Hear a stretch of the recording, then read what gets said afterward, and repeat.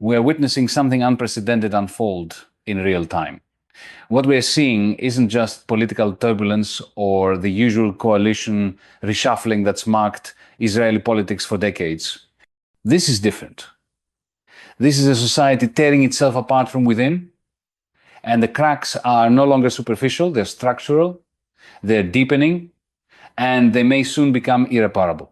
Let me be direct about what's happening right now, in November 2025. Netanyahu's government is clinging to power with a 61-59 majority, the thinnest possible margin. Itamar Ben-Gvir, the far-right national security minister, already walked out over the ceasefire.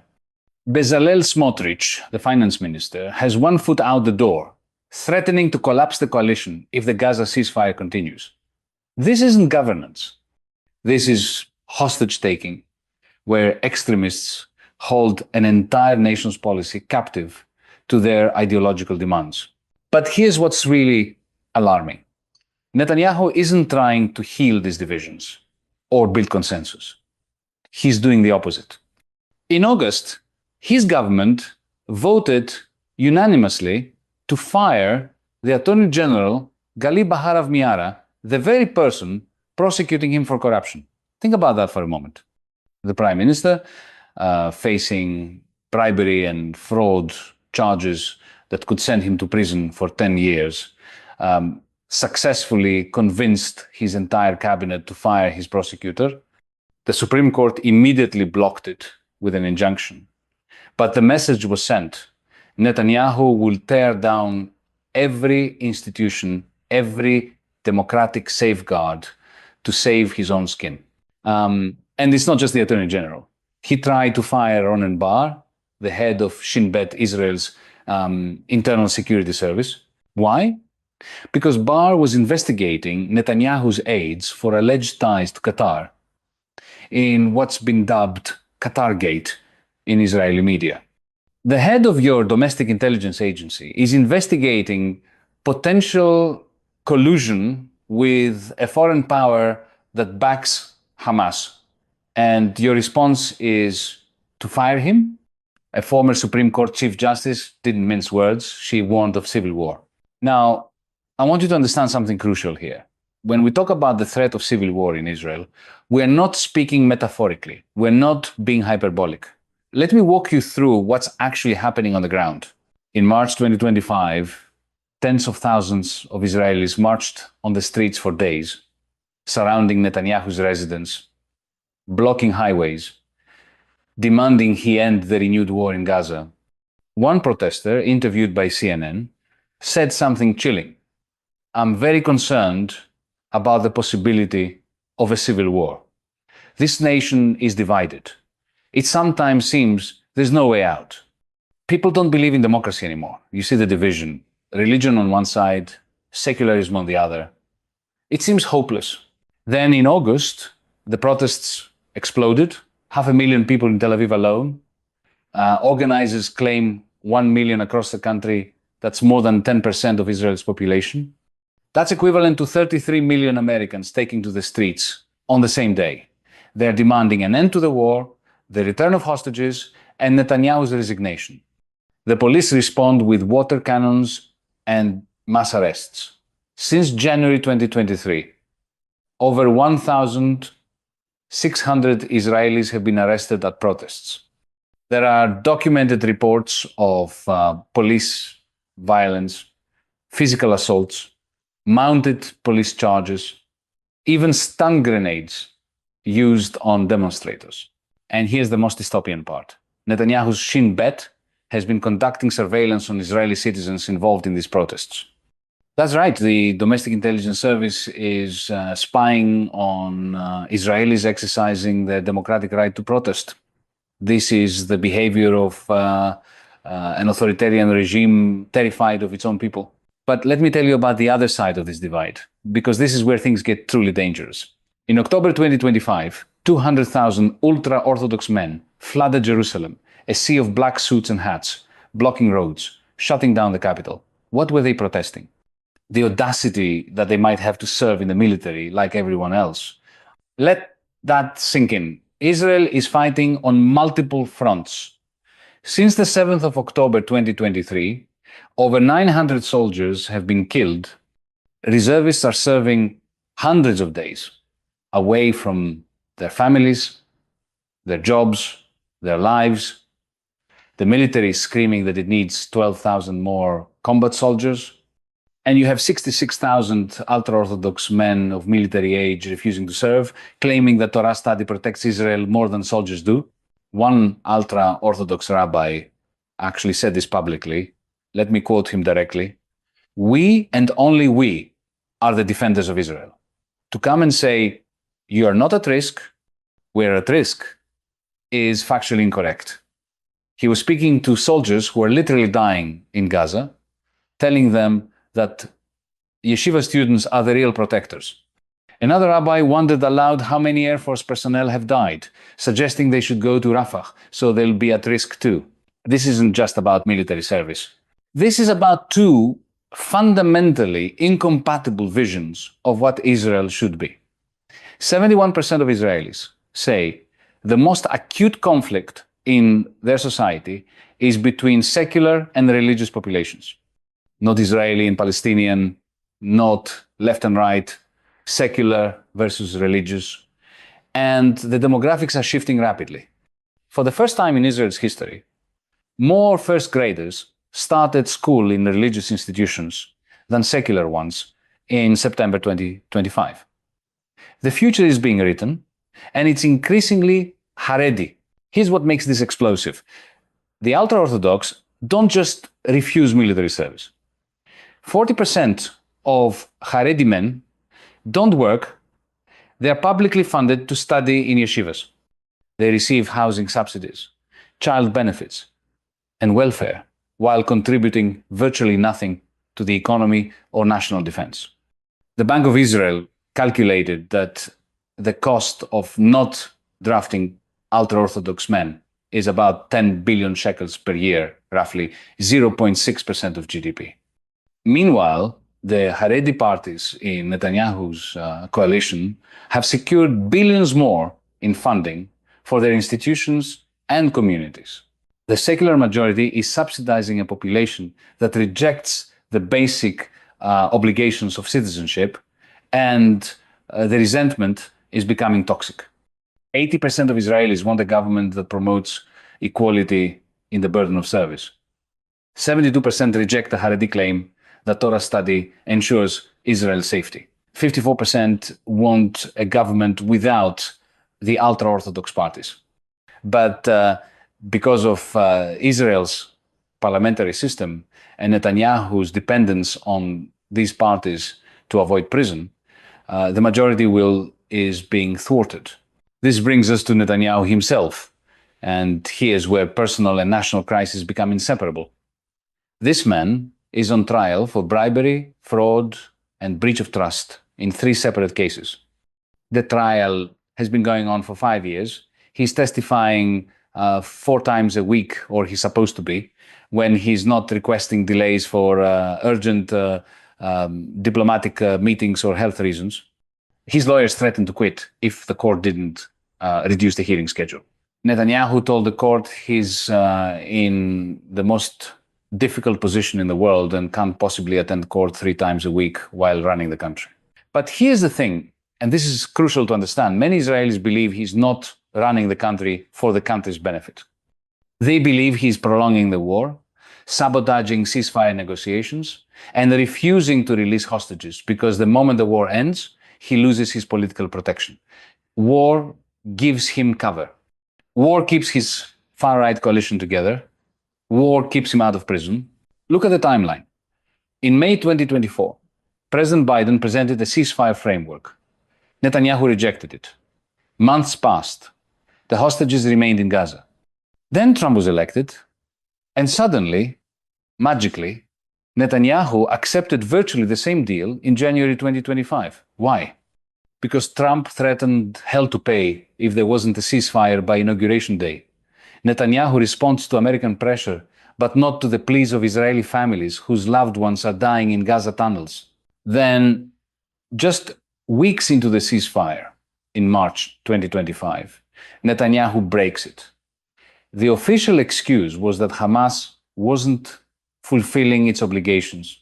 The reality? His far-right partners were threatening to collapse his coalition. Ben-Gvir was out, and Smotrich was wavering. Netanyahu needed them to pass the budget by March 31st. So he restarted the war, brought Ben-Gvir back into the coalition, and secured his political survival. Never mind that this decision was made against the wishes of his own military leadership. Never mind that every poll showed the majority of Israelis opposed it. And it worked from Netanyahu's perspective. His coalition survived the budget vote, but at what cost? The hostages remain in Gaza. Only about 20 of the remaining 50 are believed to still be alive. The military death toll continues to rise. The economy is buckling under the strain, and the society is fracturing beyond repair. Let's talk about that economy, because this is the other sword hanging over Israel's head. Former chief economists are warning of a financial crisis within 3 to 5 years if the government doesn't get its fiscal house in order. The deficit hit 7% of GDP in 2024. Military spending has exploded. Public services are being gutted. The former governor of the Bank of Israel warned that hospitals, schools, and public transportation are at risk of collapse because defense spending is crowding out everything else. Israel's credit rating has been downgraded multiple times. The cost of war-related spending has pushed debt to unprecedented levels. And here's the kicker. Government economists calculate that the monthly cost of a reserve soldier is about 48,000 shekels. Businesses lose employees repeatedly for extended periods. Productivity craters. Investment falls. The high-tech sector, which generates 20% of Israel's GDP, remains resilient for now, but even that has its limits. The OECD released a report projecting Israel's growth at 3.4% in 2025, lower than local forecasts, and heavily dependent on reducing the conflict. The IMF is even more pessimistic, downgrading its projections amid Trump's global trade war. Israel's current account surplus, its cushion of foreign currency from exports, has been slashed by 32 billion shekels in recent projections. The economy can't sustain indefinite war while maintaining a modern welfare state. Something has to give.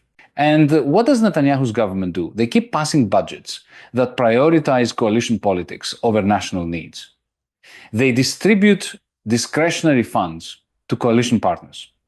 They increase subsidies for yeshivas and ultra-Orthodox communities. They refuse to make the structural reforms economists say are essential. The former Bank of Israel governor said it plainly.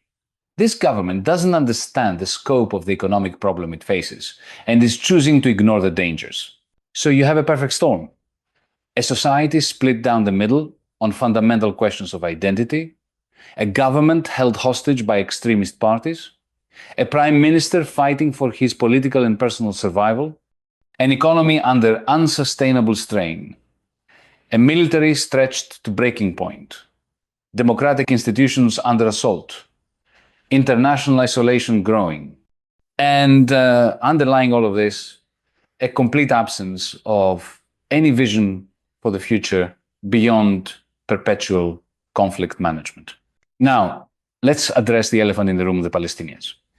Because while Israelis are focused on their internal crisis, there are 5 million Palestinians living under Israeli control in the West Bank and Gaza, who have no rights, no citizenship, no vote, and no future under the current system.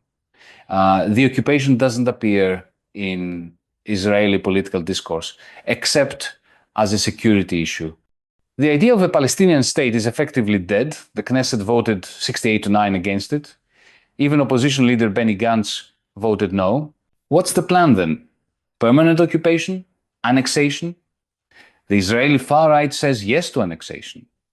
57% of ultra-Orthodox Israelis support annexing all Palestinian territories, turning millions of Palestinians into permanent non-citizens in an apartheid state. But only 23% of secular Jews support this. So even the solution preferred by the right is divisive and unachievable. Meanwhile, The occupation radicalizes everyone it touches. Israeli soldiers become brutalized by the work of occupation, checkpoint, duty, night raids, controlling a hostile population. IDF reservists have published open letters saying the war serves political and personal interests rather than security ones. Over 1,000 pilots signed a letter protesting the government's policies. There's an organized campaign encouraging young Israelis to refuse military service altogether.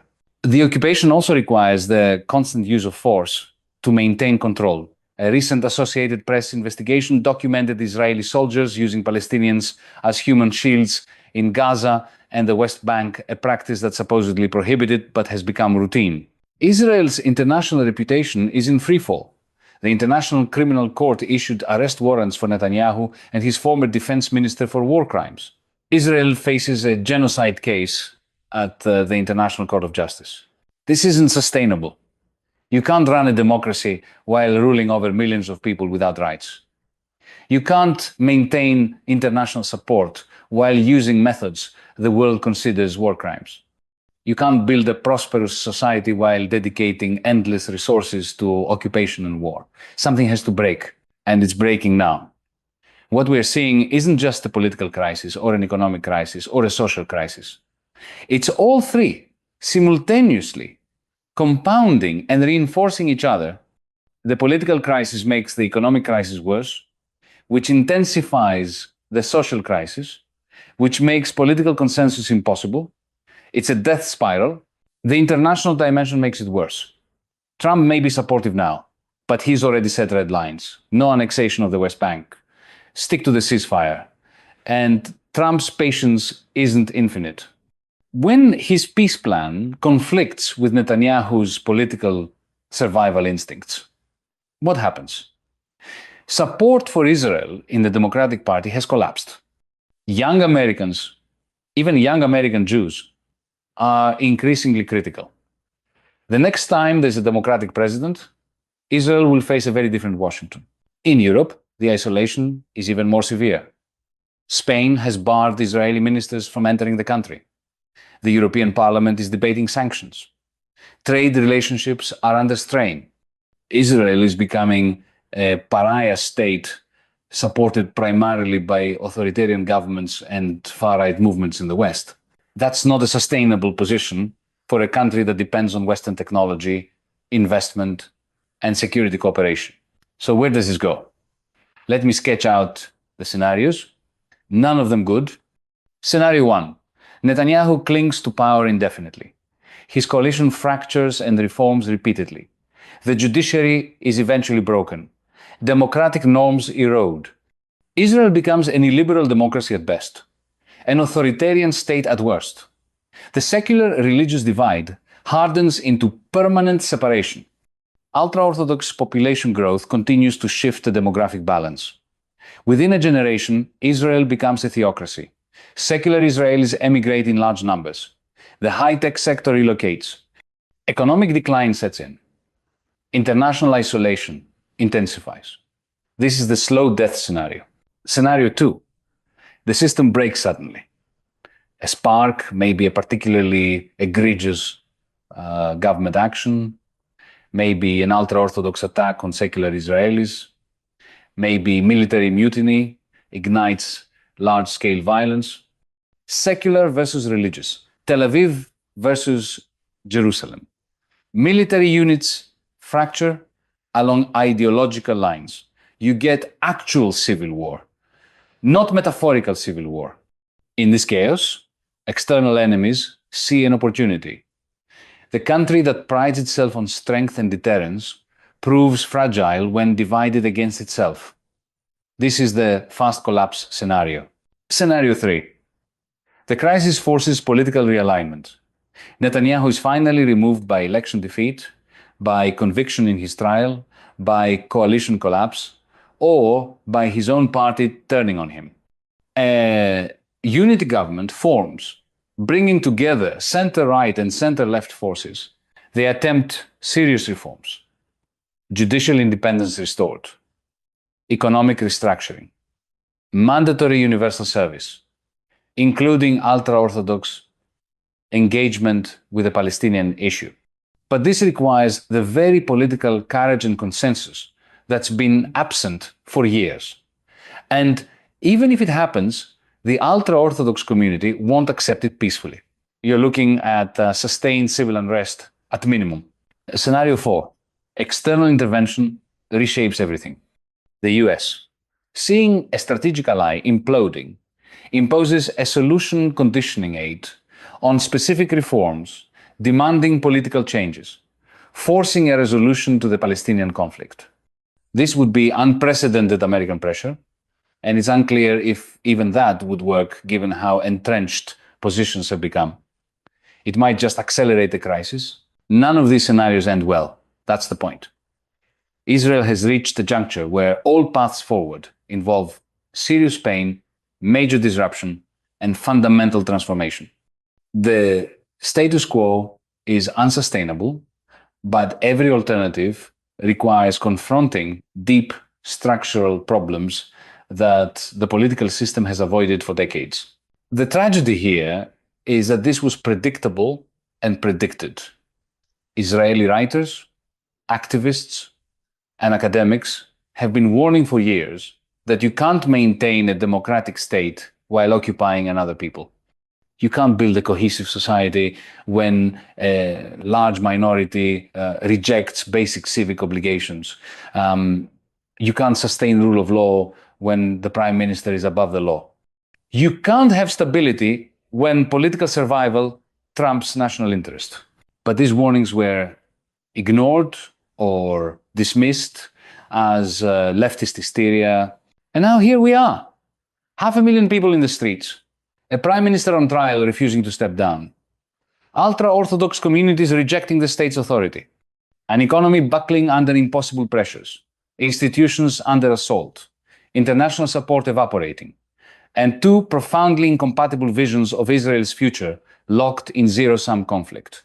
What makes this particularly dangerous is that both sides see themselves as fighting for Israel's survival. The religious right believes that secularism, territorial compromise, and judicial activism will destroy the Jewish state. The secular center-left believes that theocracy, permanent occupation, and democratic erosion will destroy the Jewish state. Both think they're saving Israel from the other side. That's what makes compromise nearly impossible and conflict nearly inevitable. The rest of the world needs to understand what's happening here. This isn't just another chapter in Middle Eastern instability. This is a nuclear-armed state, a major US ally, a central player in regional dynamics, potentially heading toward internal collapse or civil conflict. The implications extend far beyond Israel's borders. And for those who care about Israel, genuinely care about its survival and flourishing, the kindest thing you can do is tell the truth about what's happening. Not deny it, not minimize it, not excuse it. The diagnosis has to be honest before treatment is possible. Israel is heading towards civil war, not because of external enemies, but because of internal contradictions that have reached breaking point. The political system is paralyzed. The society is fractured. The leadership is corrupt and self-serving. The economy is under unsustainable strain. The occupation is untenable. The international position is deteriorating. And there's no plan except maintaining the status quo until it breaks. When it breaks, and it will break, the consequences will be catastrophic. For Israelis, for Palestinians, for regional stability, for American interests, for global security. This isn't hyperbole. This is the logical conclusion of trends that are accelerating, not reversing. The question isn't whether Israel faces an existential crisis. It clearly does. The question is whether there's enough political will, civic courage, and shared vision to navigate through it. Right now, the answer appears to be no. And that's why those of us watching from outside, those of us who try to analyze these situations honestly, are increasingly pessimistic. I don't say any of this with satisfaction. I say it with deep concern. What's unfolding in Israel should worry anyone who cares about democracy, stability, or human dignity. Because when societies fracture this deeply, when institutions fail this completely, when leaders choose personal survival over national interest, history shows us where that leads. And it never ends well. The nightmare scenario isn't hypothetical anymore. It's emerging in real time. The question is whether anyone with power will do anything to stop it before it's too late. Right now, that seems unlikely. And that's perhaps the most tragic part of this entire situation. Israel's approaching civil war isn't inevitable in the sense that nothing can be done. It's inevitable in the sense that nothing is being done. And with each passing day, each protest suppressed, each institution attacked, each extremist demand accommodated, each ceasefire broken, the point of no return gets closer. We're watching a democracy commit suicide in slow motion. The only question left is whether anyone will intervene before it's too late. And based on everything we're seeing, the answer appears to be no.